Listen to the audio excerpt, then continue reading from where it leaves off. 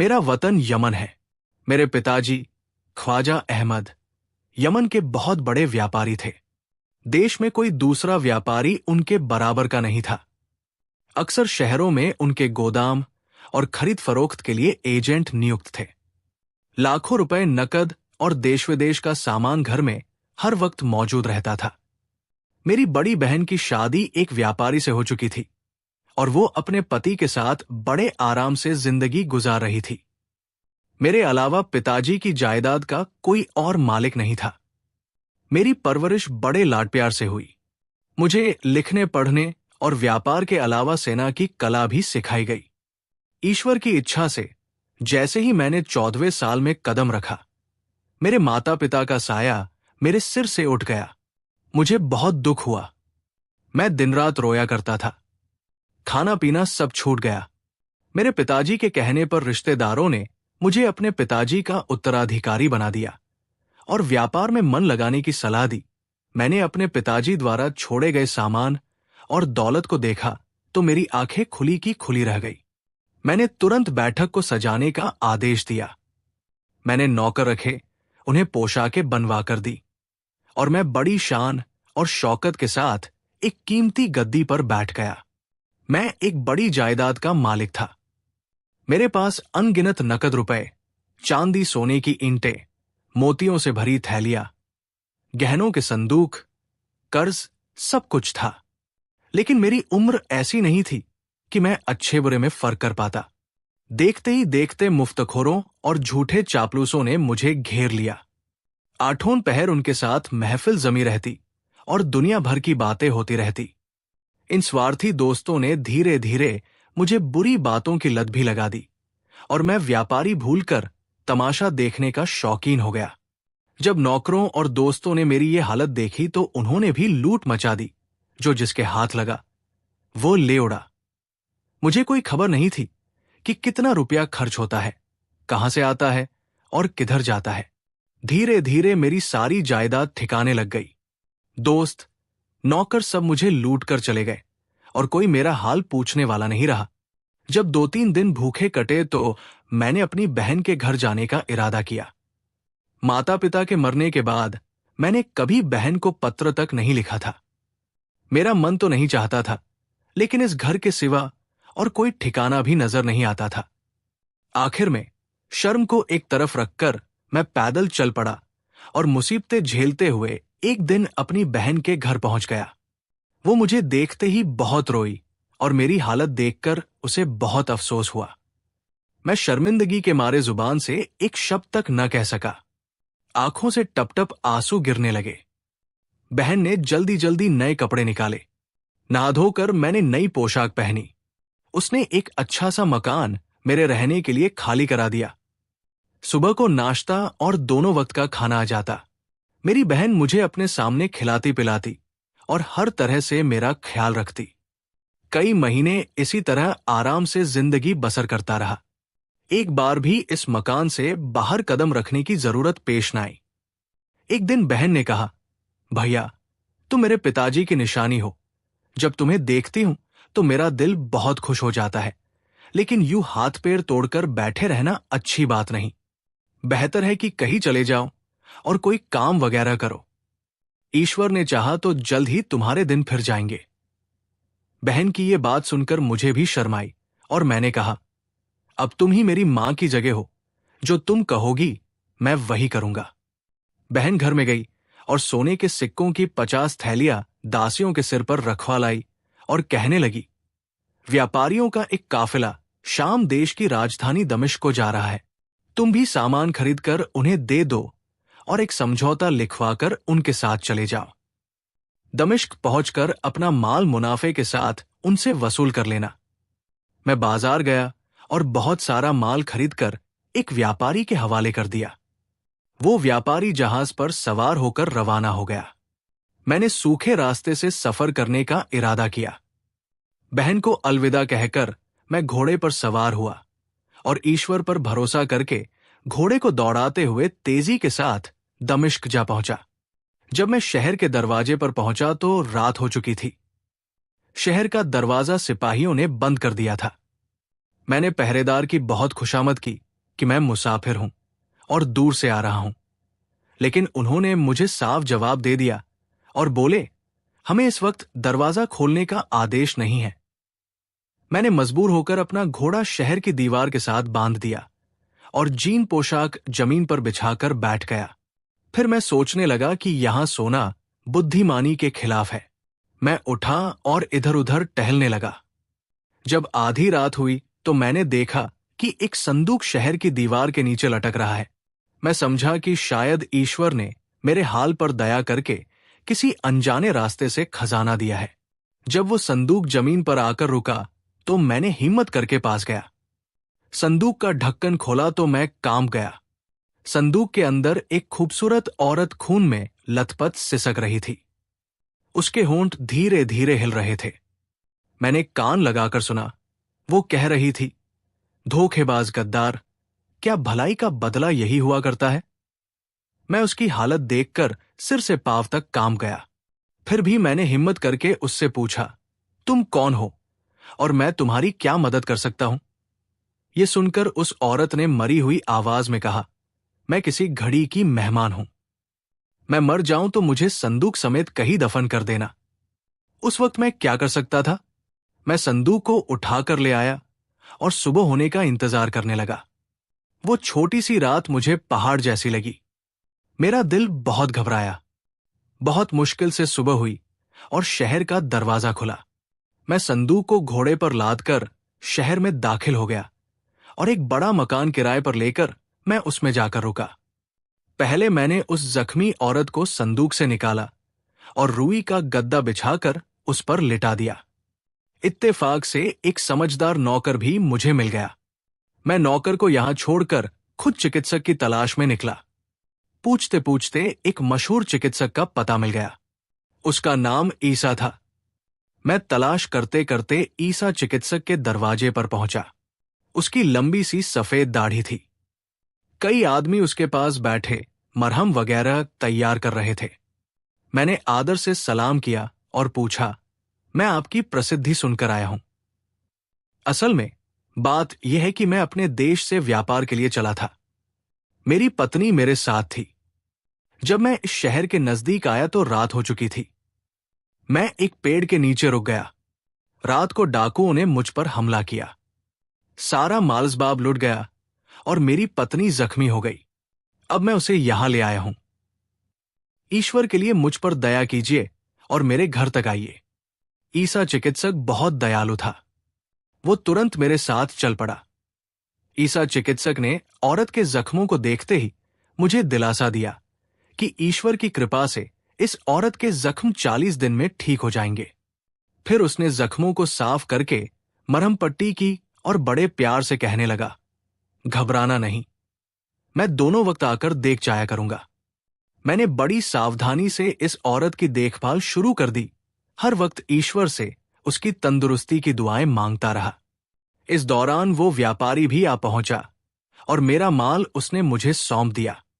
मैंने सारा माल सस्ते दामों में बेच डाला और जो रकम मुझे मिली मैं उस औरत के इलाज पर खर्च करने लगा। ईसा चिकित्सक की मेहनत से उसके जख्म भर गए और फिर एक दिन उसने स्नान किया। उसकी तंदुरुस्ती मेरे लिए खुशी का कारण थी। मैंने इस चिकित्सक को इनाम में सोने के सिक्के दिए।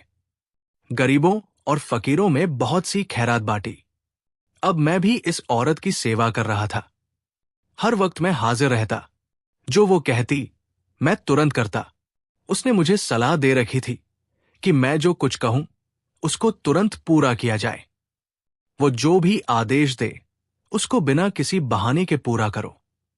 किसी बात में दखल न देना, वरना पछताओगे। इस तरह काफी समय इसी हाल में गुजर गया।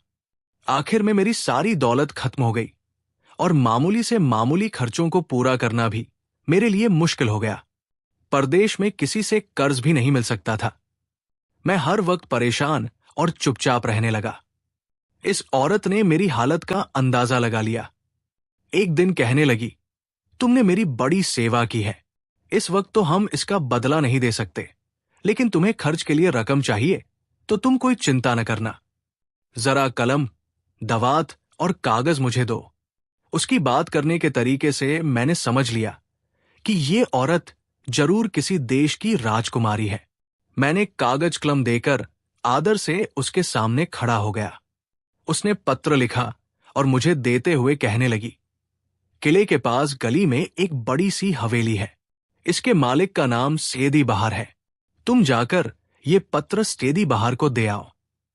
मैं पूछते पूछते बहार के मकान तक जा पहुंचा और दरबान को सूचना दी। सूचना मिलते ही अंदर से एक हबशी बाहर आया और मुझसे पत्र लेकर चला गया।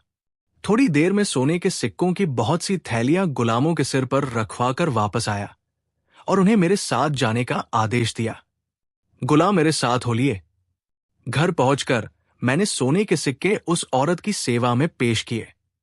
उसने देखकर बड़ी बेपरवाही से कहा, इनका मैं क्या करूंगी? तुम इनसे अपना खर्च चलाओ। मैं इन सोने के सिक्कों को अपनी जरूरत की चीजों में खर्च करने लगा, लेकिन दिल में हैरान था कि इस हबशी ने जरा से पर्चे को देखकर मुझे इतनी सारी सोने के सिक्के दे डाली। न मालूम इसमें क्या रहस्य है। मेरा मन चाहता था कि इस औरत से पूछूं, लेकिन वो तो पहले ही मना कर चुकी थी। इसलिए मजबूर होकर मैं खामोश हो गया।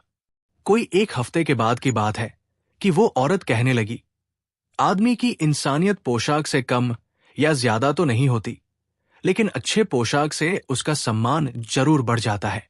2 थैलियां सोने के सिक्कों की ले जाओ।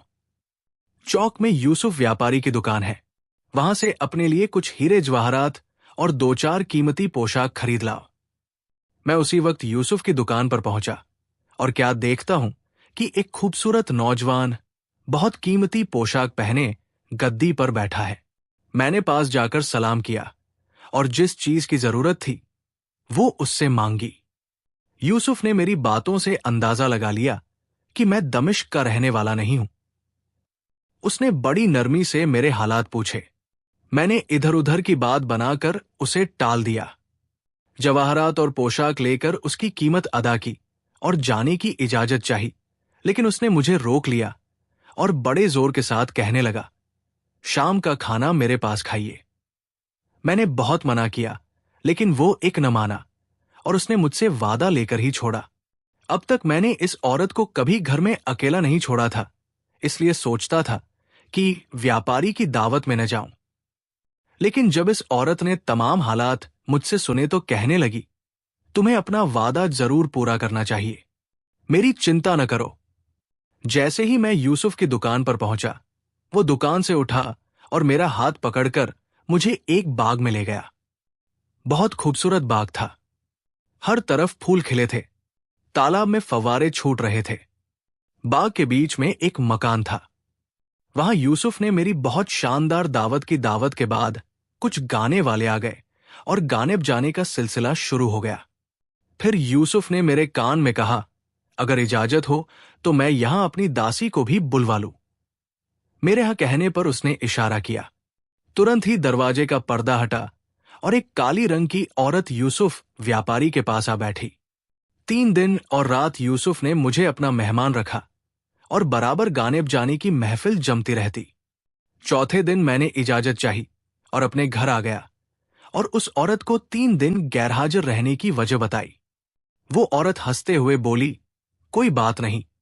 फिर इस औरत ने मुझसे कहा कि अब तुम यूसुफ की दावत करो और इस दावत पर जो भी खर्च आएगा उसका इंतजाम मैं करूंगी।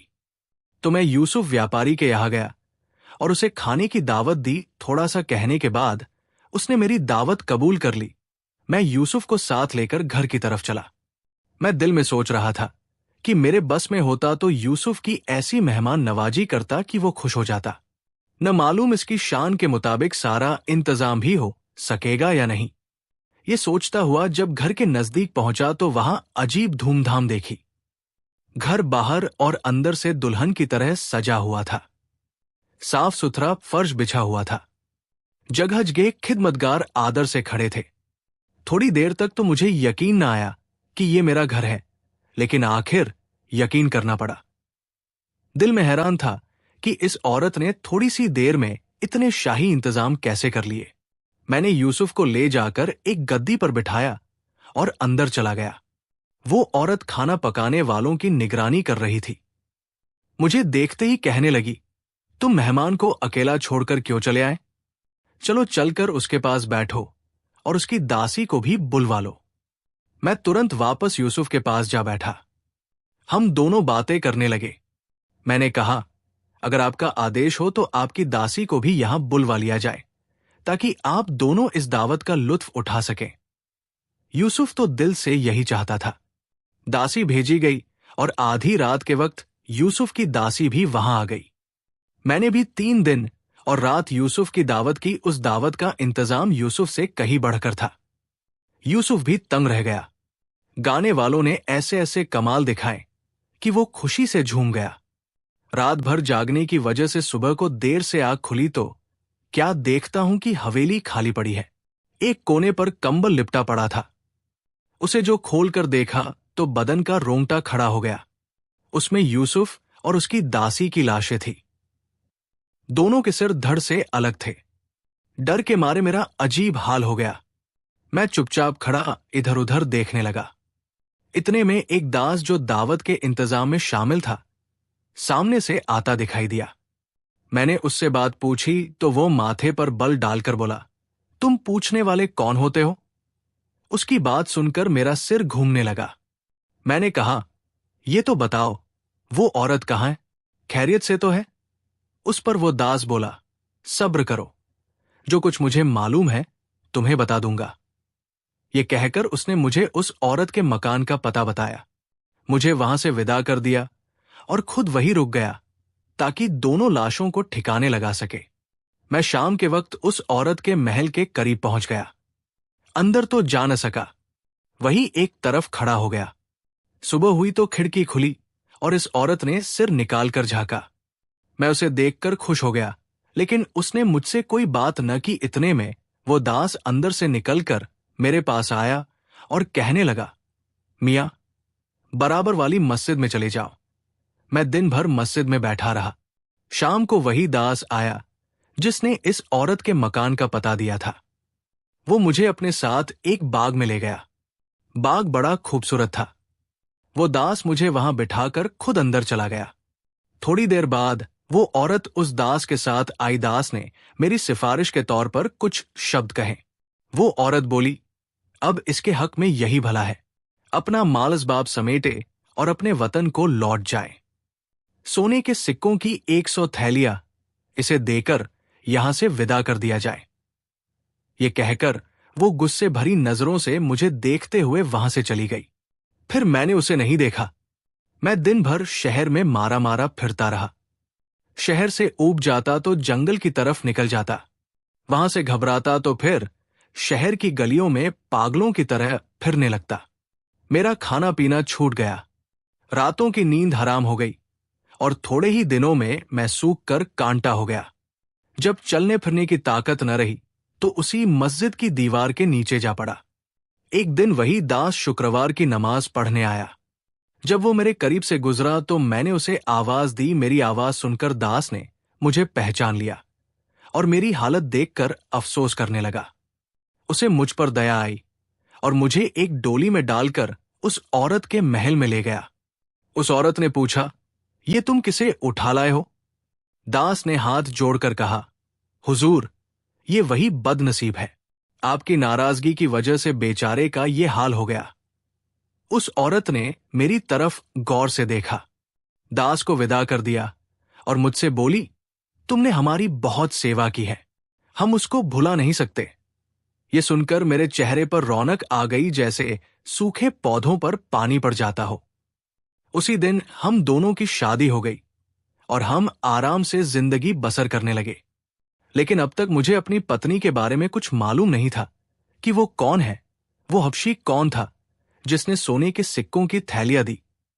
मेरे यहां इतनी शानदार दावत का इंतजाम किस तरह हुआ, यूसुफ और उसकी दासी को किसने कत्ल किया और मेरी पत्नी मुझसे किस बात पर इतनी नाराज हो गई थी कि मेरी सब सेवा को भुला दिया। आखिर एक दिन मैं दिल की बात जुबान पर ले आया और उससे बोला, मुझे तमाम हालात से अवगत कराओ। अब तो हम पति पत्नी हैं, कोई बात एक दूसरे से नहीं छुपानी चाहिए। पहले तो उसने तरह तरह से टाला, लेकिन मैं न माना और अपनी बात पर अड़ा रहा तो वो कहने लगी, मैं डरती हूं कि मेरे हालात सुनकर कहीं तुम मुझसे नफरत न करने लगो। मैंने जवाब दिया, मेरी तरफ से ऐसा ख्याल भी तुम्हारे दिल में नहीं आना चाहिए। इत्मीनान रखो, तुम्हारा कोई रहस्य किसी पर जाहिर नहीं होने दूंगा। जब उसने देखा कि बताए बिना बात नहीं बनती तो उसने अपनी दास्तान सुनानी शुरू की। मैं दमिश्क के बादशाह की इकलौती बेटी हूं। मेरी परवरिश बड़े लाड प्यार से हुई। दुनिया की हर चीज मुझे मिली थी, लेकिन अचानक मेरा मन सुख और आराम से ऊब गया। मेरा मिजाज पागलों जैसा हो गया। दिल उदास रहने लगा। न किसी की सूरत अच्छी लगे, न किसी से बात करने को मन चाहे। मेरी ये हालत देखकर सब फिक्रमंद हुए। एक दिन इसी दास ने कहा, मैं तुम्हारे लिए एक शरबत तैयार करवा के लाता हूं, उसके पीने से तुम्हारी तबीयत ठीक हो जाएगी। वो दास गया और थोड़ी देर बाद एक लड़के को ले आया, जिसके कंधे पर शरबत की सुराही रखी हुई थी। शरबत पीकर मेरी तबीयत बहुत खुश हुई। उसके बाद रोज का ये नियम बन गया कि वो लड़का शरबत की सुराही लेकर आता और मैं पी जाती। शरबत पीने के बाद मन चाहता कि किसी से खूब हंस कर बातें करूं। मैं उस लड़के को ही अपने पास बिठा लेती और उससे बातें करती रहती।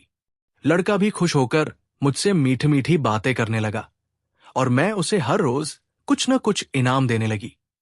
एक दिन मैंने उस लड़के से कहा, हमने तुम्हें इनाम में बहुत कुछ दिया है, मगर तुम जैसे पहले थे वैसे ही अब हो, वही मैले कुचे कपड़े पहने फिरते हो। उसने रोकर जवाब दिया, जो कुछ आपने दिया वो सब मेरे उस्ताद ने ले लिया। मुझे एक पैसा नहीं मिला, कपड़े कहां से बनाऊं? मैंने उसी वक्त दास को बुलवाया और आदेश दिया कि लड़के को अपने पास रखो और अच्छी तरह से इसकी देखभाल करो। दास ने लड़के की बड़ी देखभाल की, उसे खूब लिखाया बढ़ाया, अच्छी अच्छी पोशाकें पहनाई और खाने पीने के लिए अच्छी अच्छी चीजें दी। दास की इस देखभाल की वजह से वो लड़का देखते ही देखते कुछ से कुछ हो गया और उसका चेहरा सोने की तरह चमकने लगा। मैं उसे हर वक्त अपने पास बिठाए रखती, उसके साथ बातें करती। जब वो जवान हुआ तो पहरेदार उसे महल में आने जाने से रोकने लगे। मैंने कुछ सोचकर फिर दास को बुलाया और कहा, इस नौजवान को 1000 सोने के सिक्के देकर चौक में जौहरी की दुकान खुलवा दो और मेरे महल के करीब एक छोटी सी हवेली इसके रहने के लिए बनवा दो। कुछ दिन बाद मैं अपने माता पिता से इजाजत लेकर उसके साथ शादी कर लूंगी। दास ने तमाम काम इतनी खूबी से किए कि किसी को कानो कान खबर न हुई। नौजवान की दुकान बहुत जल्द चमक उठी और देखते ही देखते बाकी तमाम जौहरियों का कारोबार उसके आगे मंदा पड़ गया। दरबार में जो भी माल्सबाब आता था वो उसी की दुकान से आता था। अब मुझे इस बात की चिंता हुई कि किसी तरह वो नौजवान फिर मेरे पास आया जाया करे। जब और कोई सूरत नजर न आई तो फिर दास से कहा। दास ने मेरे महल से नौजवान की हवेली तक एक सुरंग बनवा दी। शाम होते ही वो दास उस नौजवान को मेरे महल में ले आता। काफी समय इसी तरह गुजर गया। एक दिन वो नौजवान आया तो बहुत उदास और चुपचाप था। जब मैंने बात पूछी तो वो बोला, मेरी हवेली के साथ एक बाग है जो बिक रहा है। उस बाग के साथ एक दासी भी है। मालिक दोनों को इकट्ठा बेचना चाहता है। जो कोई बाग को खरीदे तो उसे दासी की कीमत भी अदा करे। दोनों की कीमत 5 से 6 लाख दिरहम है और मुझे इतनी रकम अदा करने की हिम्मत नहीं। ये सुनकर मैंने उसी दास को आदेश दिया, कल सुबह इस बाग और दासी की कीमत अदा करके बाग और दासी इस नौजवान के हवाले कर दी जाए। मेरी ये बात सुनकर नौजवान खुश हो गया। रात हंसी खुशी कटी। सुबह के वक्त वो विदा हुआ। दास ने मेरे आदेश के मुताबिक वो बाग और दासी खरीदकर उसके हवाले कर दी। उसके बाद वो नौजवान मेरे महल में आता जाता रहा। एक शाम मेरे मन में आया कि चलकर नौजवान के उस बाग की सैर तो करनी चाहिए। ये सोचकर मैंने नौकरानी को साथ लिया और सुरंग के रास्ते नौजवान के बाग में जा पहुंची। बाग क्या था, सचमुच स्वर्ग का नमूना था। मैं खुश होकर सैर करने लगी। इतने में वो नौजवान एक रास्ते पर दिखाई दिया। उसने करीब आकर सलाम किया और मेरा हाथ थामकर बारादरी की तरफ ले चला। कुछ देर हम वहां बैठे रहे। फिर वो नौजवान बोला, अब जरा छत पर चलकर चांदनी का लुत्फ उठाइए। ये छत बहुत ऊंची थी। सारा का सारा शहर वहां से दिखाई देता था। हम दोनों वहां बैठे बातें कर रहे थे कि एक और सुराही हाथ में लिए इस तरफ आई। इस औरत की सूरत देखकर मुझे डर लगा। मैंने घबराकर पूछा, ये बला कहां से आई? नौजवान ने कहा, सरकार, ये वही दासी है जो आपने बाग के साथ मेरे लिए खरीदी है।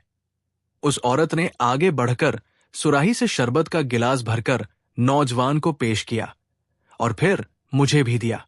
मैंने गिलास एक तरफ रख दिया, लेकिन नौजवान गिलास पर गिलास चढ़ाने लगा और फिर इसने दासी को भी अपने पास बिठा लिया। मैं समझ गई कि इस शख्स ने दासी के साथ शादी कर ली है। मैं मारे गुस्से के उठ खड़ी हुई। नौजवान ने जो मेरे गुस्से को देखा तो डर गया। उसने तुरंत उठकर मेरे पांव पकड़ लिए। अपनी चिकनी चुपड़ी बातों से मुझे मनाकर उसने फिर वहीं बिठा लिया। फिर उसने अपने हाथ से मुझे शरबत का गिलास पिलाया। इसमें ईश्वर जाने क्या मिला हुआ था कि मुझ पर बेहोशी छा गई। ये देखकर नौजवान ने तलवार से मुझ पर वार करना शुरू किए और अपने ख्याल में उसने मुझे मार डाला। मैं मरी तो नहीं थी, लेकिन बेहोश होकर गिर पड़ी। उसने मुझे मुर्दा समझकर संदूक में बंद करके शहर की दीवार पर लटका दिया। ईश्वर को मेरी जान लेनी मंजूर न थी। उसने मेरी मदद के लिए तुम्हें भेज दिया। तुम्हारी मेहनत रंग लाई और मैंने तुम्हारी सेवा से नई जिंदगी पाई। जब तुम खर्च की तरफ से परेशान हुए तो मैंने अपने खजांची सेदी बहार को पर्चा लिख दिया और अपने पते से भी अवगत करा दिया। तुम ये तो जान ही गए हो कि ये नौजवान यूसुफ जौहरी के सिवा कोई और नहीं था। अब मैं उससे बदला लेना चाहती थी। मैंने तुम्हें उसकी दुकान पर भेजा। मुझे मालूम था कि वो हर एक से बहुत जल्द बेतकल्लुफ हो जाता है। उसने जान पहचान होते ही तुम्हारी दावत कर डाली। तुम दावत से वापस आए तो मैंने तुम्हें उसकी दावत करने का मशवरा दिया। उधर तुम यूसुफ को बुलाने गए, इधर मैं महल में अपनी माता के पास गई। दावत का इंतजाम तुमने देखा, वो सब उन्हीं का किया हुआ था। जब यूसुफ और उसकी दासी दोनों सो गए तो मैंने उन्हें कत्ल करवा दिया। लेकिन तुम्हारी ये हरकत मुझे सख्त नापसंद हुई कि तुम यूसुफ के साथ इतनी जल्दी बेतकल्लुफ हो गए और मामूली सी जान पहचान की बिना पर मेरे जानी दुश्मन को अपना दोस्त बना बैठे। इस वजह से मेरे दिल से तुम्हारा विश्वास उठ गया था। राजकुमारी अपनी आपबीती बताने के बाद मेरी तरफ देख रही थी, जैसे उसे मेरा फैसला सुनने का इंतजार हो। मैं बोला, राजकुमारी, तुम्हारा जो आदेश होगा मैं हर तरह से पूरा करूंगा। उस पर राजकुमारी बोली, तुम मेरी दास्तान तो सुन चुके हो। अब मेरी राय यह है कि हमारा यहां रहना अच्छा नहीं। जितनी जल्दी हो सके हमें यहां से चले जाना चाहिए। मैंने जवाब दिया, तुम्हारा आदेश मेरा फर्ज है। तुम जहां कहोगी मैं तुम्हें वहां ले चलूंगा। राजकुमारी ने शाही अस्तबल से अच्छी नस्ल के 2 घोड़े मंगवाए। जब थोड़ी सी रात बाकी थी तो उसने मर्दाना पोशाक पहनी, जिस्म पर हथियार लगाए। एक घोड़े पर मैं सवार हुआ और दूसरे पर राजकुमारी सवार हुई और हम अपने देश की तरफ चल पड़े। जंगल, नदियां, बियाबान, रेगिस्तान को पार करते हुए आखिर में हम अपने देश पहुंच गए। राजकुमारी की दी हुई दौलत से मैंने फिर अपने देश में कारोबार शुरू किया और एक बार फिर अपने पिताजी की तरह कामयाब व्यापारी हो गया और हम दोनों हंसी खुशी जिंदगी बसर करने लगे।